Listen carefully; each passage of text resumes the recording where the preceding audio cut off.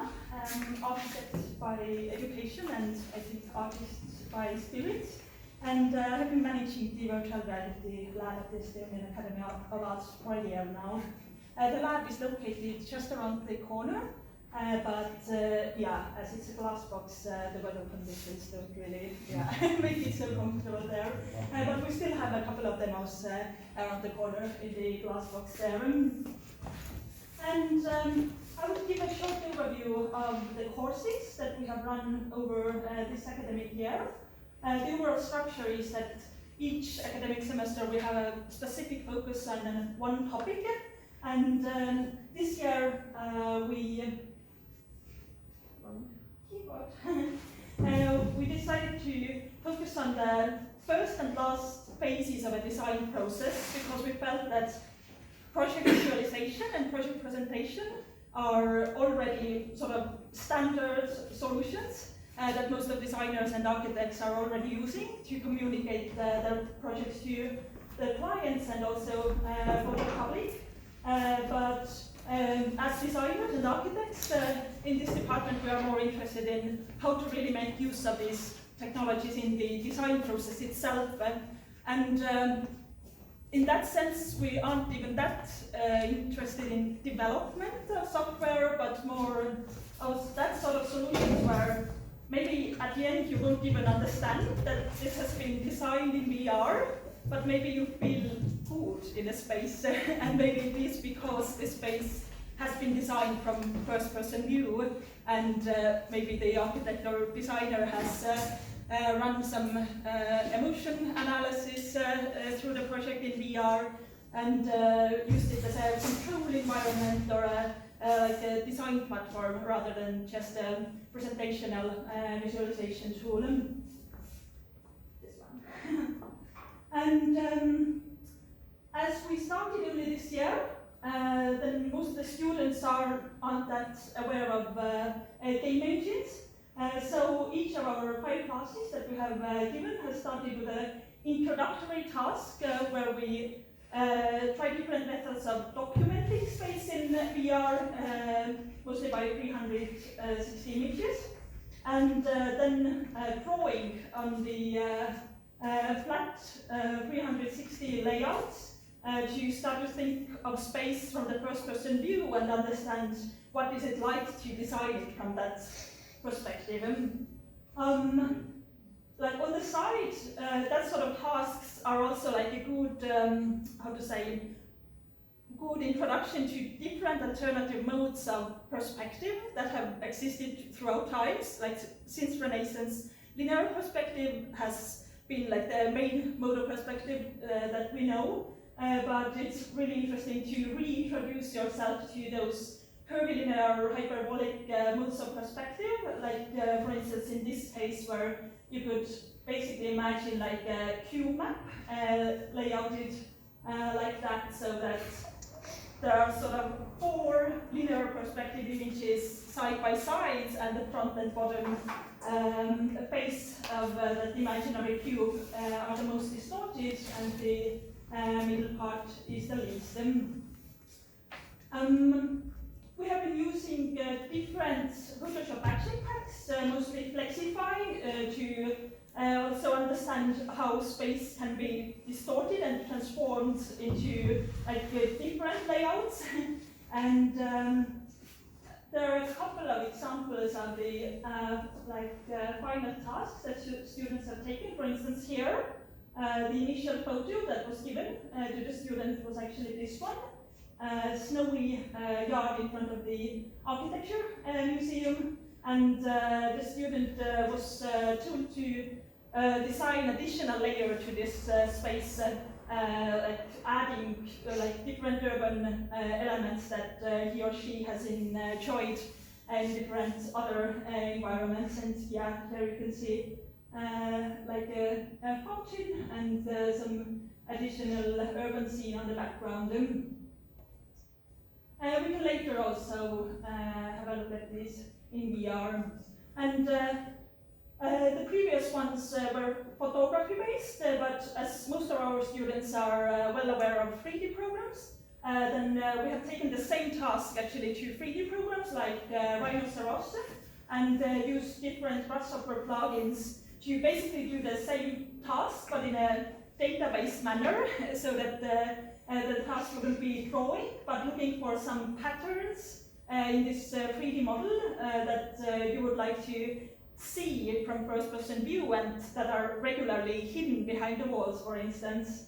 Like in this case, you can see like a X3 rectangular image of all the openings, doors and windows of this academy building, seen from the center of the virtual reality lab. And yeah, here you can see it directly in like a regular view. And I would also run through these and then maybe show a couple of these directly from GoPro VR player so you get a better idea. While like all of these examples have been animated from one condition to another, then the next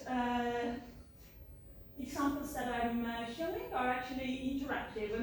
And we have kept the idea of using 360 image as a base for the project, but we have connected it with sensors that gather information about people's activity passivity level. And so we have tried to create interactive spaces that adapt according to how the person feels inside these spaces, something that is not so easy to realize in physical space, but that is quite therapeutic and interesting to see in a virtual space. And like, it could be also seen as a sort of base level research for like smart technologies that could be also used in like smartphones, for instance. Like right now we still run those solutions by our smartphones, but you could also think of a sensor, a smart watch sort of sensor connected to you that maybe changes the lights and the atmospheric aspects of a space that don't really have a physical presentation, but that have a strong visual presentation in the space and that can strongly affect the overall feeling of the space. So in this case, we have kept the idea of mapping a 360 image on a sphere. From outside, you could see one example like that. And we have taken it to game engines, in this case Unreal, and tried different modes of distortion with the sphere so that the person still sees it from the center point of the image. Like here is an idea what this person, for instance, sees. He's wearing the goggles, but there is also a projection on the wall.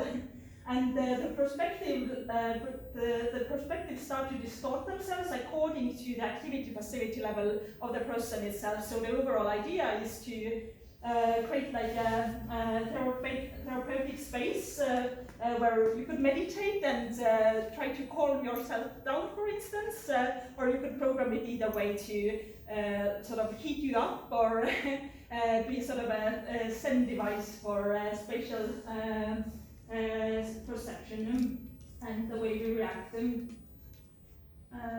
There is a couple of examples how we have created those sort of filters that we have used to distort the spaces using just the most common collage techniques. In this case, the student wanted to make the floor disappear, for instance, and be replaced by a reflection of a different site of this same building of ours.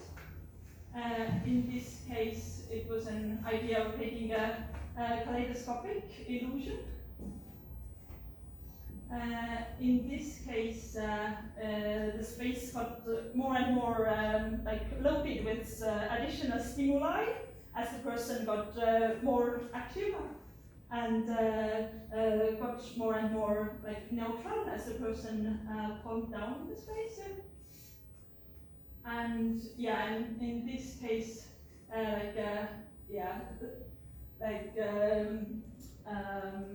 understandable or recognizable spatial elements were added to like add a dramatic element to the space of our balcony side. And here's again an idea how like a flat surface gets distorted by some additional elements, and this is like the main feedback loop of the perceptual distortion. I will also go through this project that is a natural continuation of the previous one, and then show again a couple of videos. In this case, we used the same sensors, galvanic skin response and heart rate sensors, to measure people's activity passivity level, but we did it for a more practical task.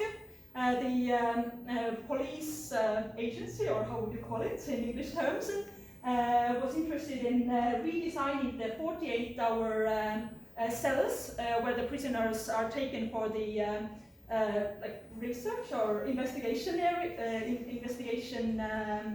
term.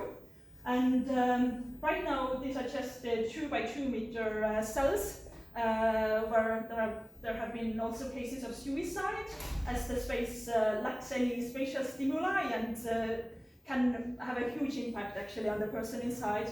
And the students were asked to rethink the interior of that sort of windowless simple cell box. The course was actually run by Silver Sternfeld and Ulla Alla and Margus Tammik, but with Artur Stashkevich, who is also going to present next, we did the emotional analysis part for this project that they could take into account as a sort of an initial task. So what we did was that we made like a resting, how would you call it? Arresting situation. Yeah, exactly. So that 2 of the students were arrested in front of Rimi Varkla.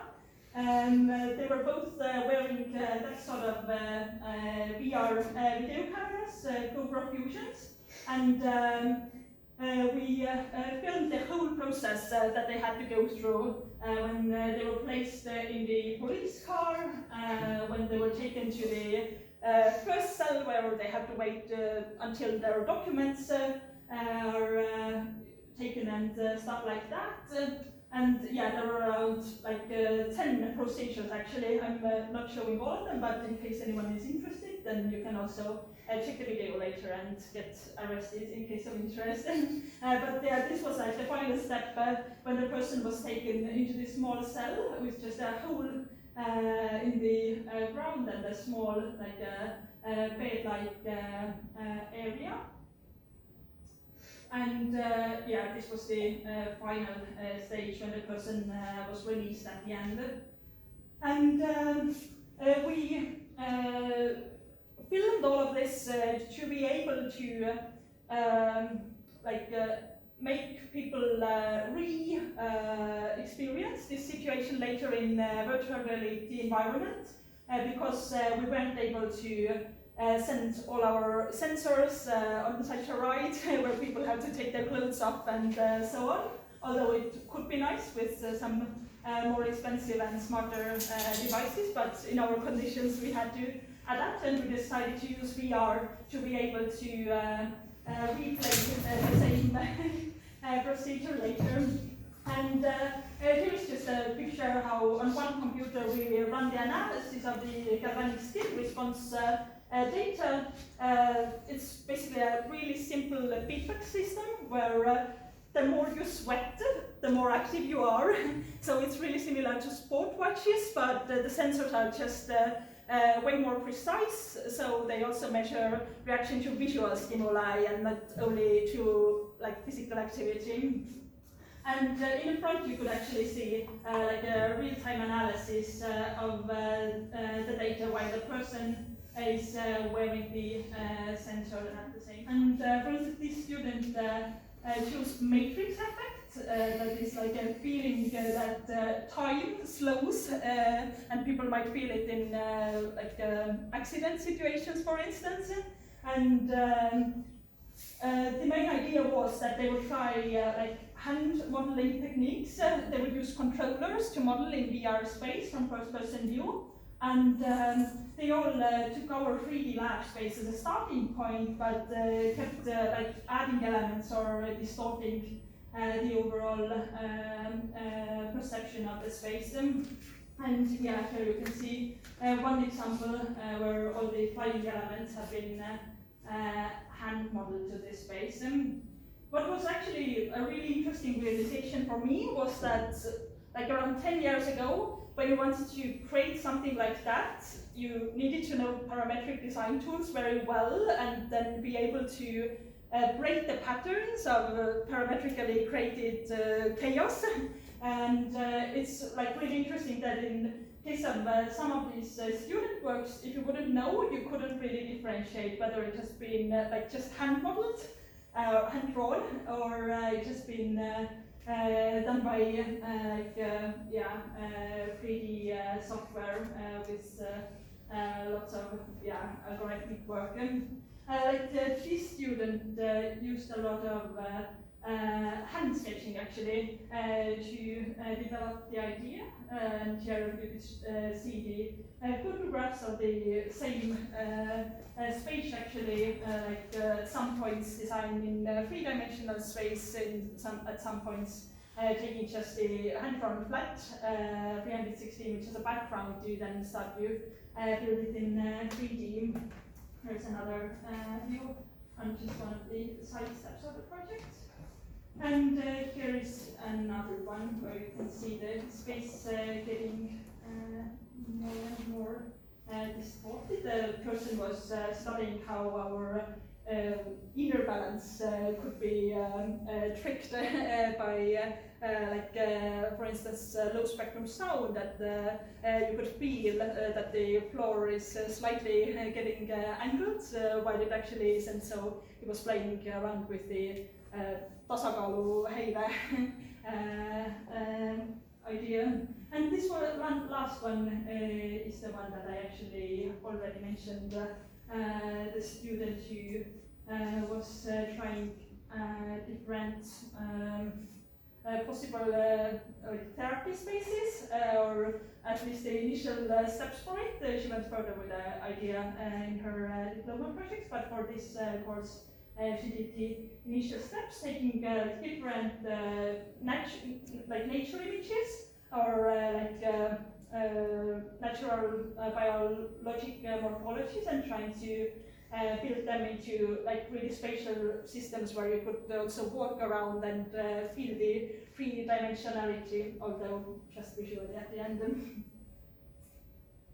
And that is it from my side, actually. These are the 5 courses we have taken this far, and I hope to go on with them. Thank you. Or do you have a suggestion if you would do some questions now? Or? Yeah, if anyone have some questions, they can ask. Mm-hmm.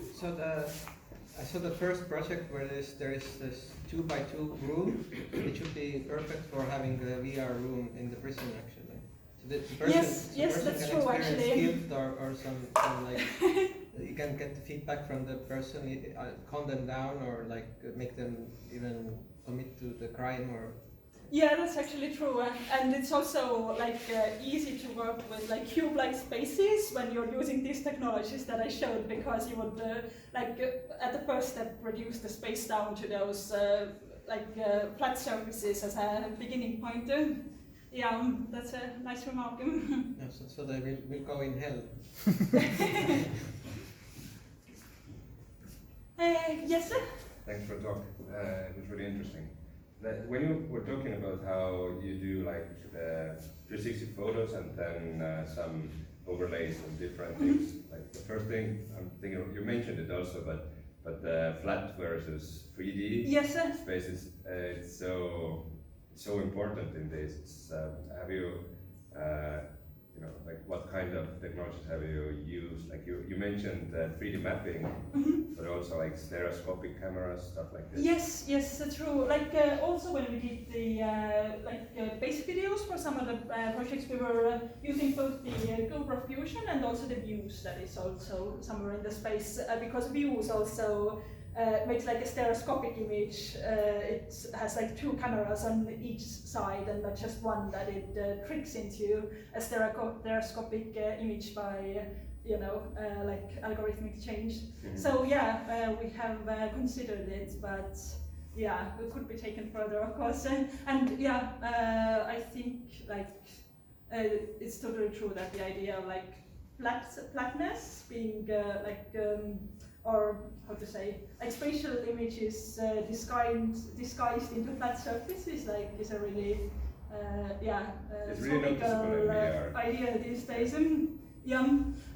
Like most of the classes also start with a lecture on history of VR, where I'm also showing like ceilings of Baroque churches, for instance, because at some level you could say that these are also like virtual reality spaces that have an imaginary extension of real physical space, like on the other side, and it all comes to you from which angle you are looking at it.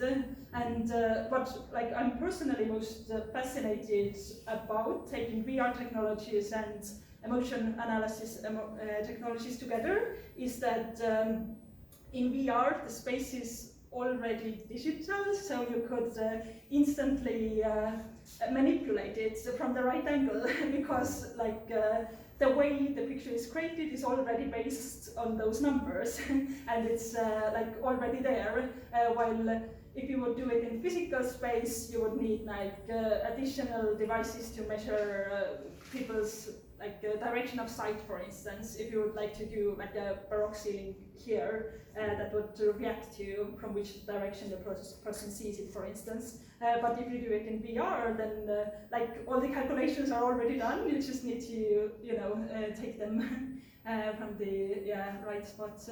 I could show later pieces of my diploma project as well, for instance, where I basically recorded Unity scenes where person were walking around, and in that case I used electroencephalography tools to measure like positivity, negativity, activity, passivity levels, and I later mapped the space with color information about how the person felt. And in real physical space it would be necessary to have like additional eye trackers to get the direction the person is looking at and stuff like that. But in VR you have like the whole introductory part sort of prepared already for that.